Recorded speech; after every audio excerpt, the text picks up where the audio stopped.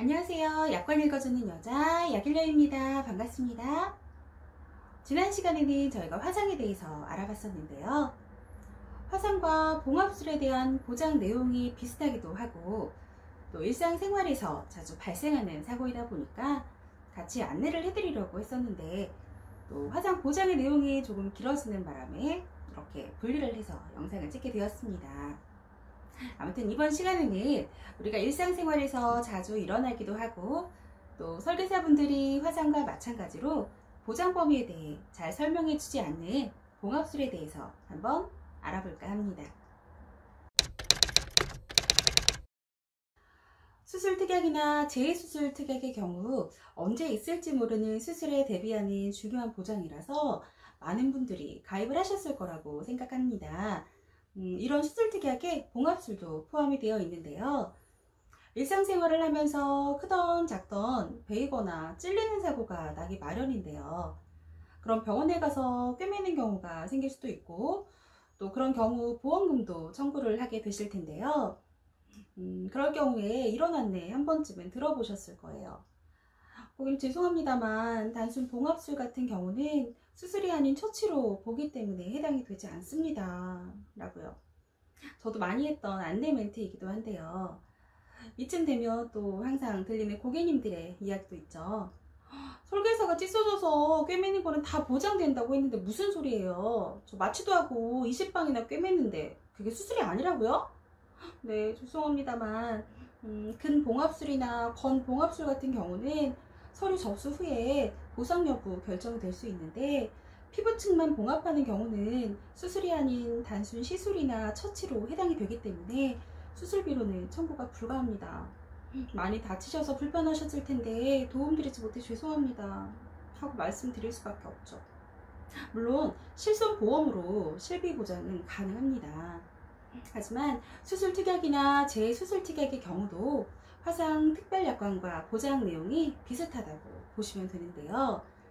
표피뿐만 아니라 진피의 내부 근육층까지 속까지 찢어져서 진료 내역서에 근봉합 또는 건봉합이라고 적혀 있어야지만 보장이 가능합니다. 도대체 일상생활에서 근육층까지 찢어질 일이 얼마나 있을까요? 결론적으로 말을 한다면 일상생활에서 다쳐서 수술비를 보장받을 수 있는 확률이 높지 않다고 보시면 될 것 같습니다. 적어도 이 영상을 준비하기 전까지는 저도 그렇게 생각을 했습니다. 물론 근, 건, 봉합술만 보장이 된다는 보험사의 기준에는 변함이 없고 또 받기는 힘들 거라고 생각을 합니다. 하지만 영상을 만들기 위한 자료 취합 중에 예외의 상황을 하나 발견을 했는데요. 2019년 11월 아주 최근이죠. 한 개인의 블로그에서 발견한 자료인데요.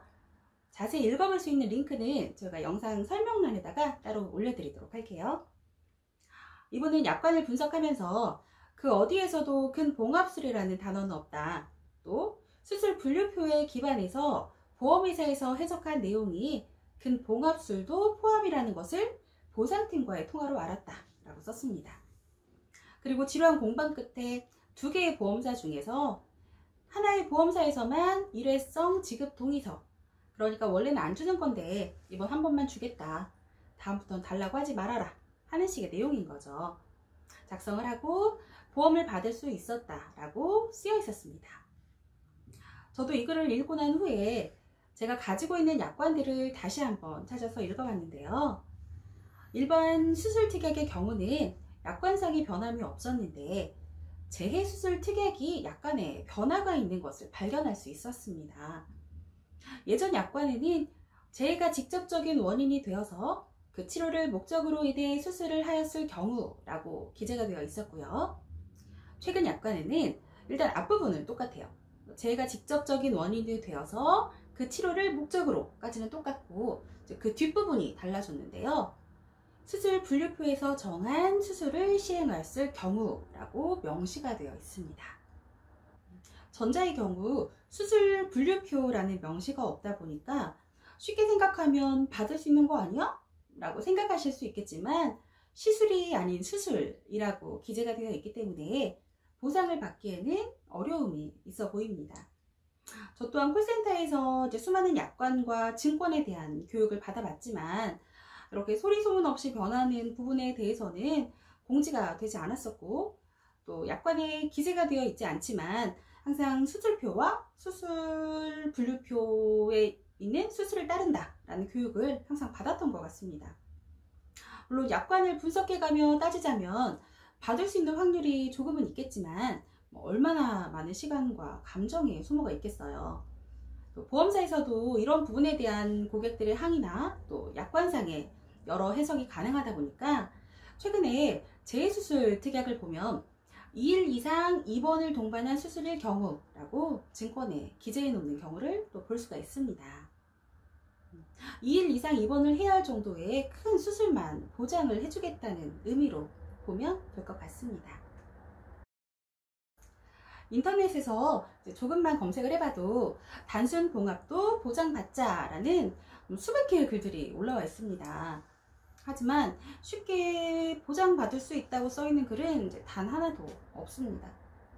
시간을 들여서 문제 제기를 하는 고객들에 한해서 아마 일부 보장을 해주고 있는 것 같긴 합니다. 약관도 완벽하진 않기에 또 시간과 감정 소모를 해가면서 따진다면 받을 수 있을지는 모르겠지만 그러려면 또 보험사보다는 똑똑해져야 되겠죠. 그렇다고 해서 또 재수술 특약의 보상 금액이 100만원, 200만원 이렇게 큰 금액도 아니기에 더 생각이 많아지는 특약 중에 하나입니다. 저 같은 경우도 이번 계기로 증권을 한번 정리를 해봤더니 재수술비는 가입하지 않았네요. 그래서 가입할 거냐고요? 글쎄요. 오늘 영상도 혹시 도움이 많이 되셨다면 좋아요와 구독 같이 눌러주시고요. 궁금하신 내용은 댓글로 많이 남겨주세요. 그럼 오늘도 안녕!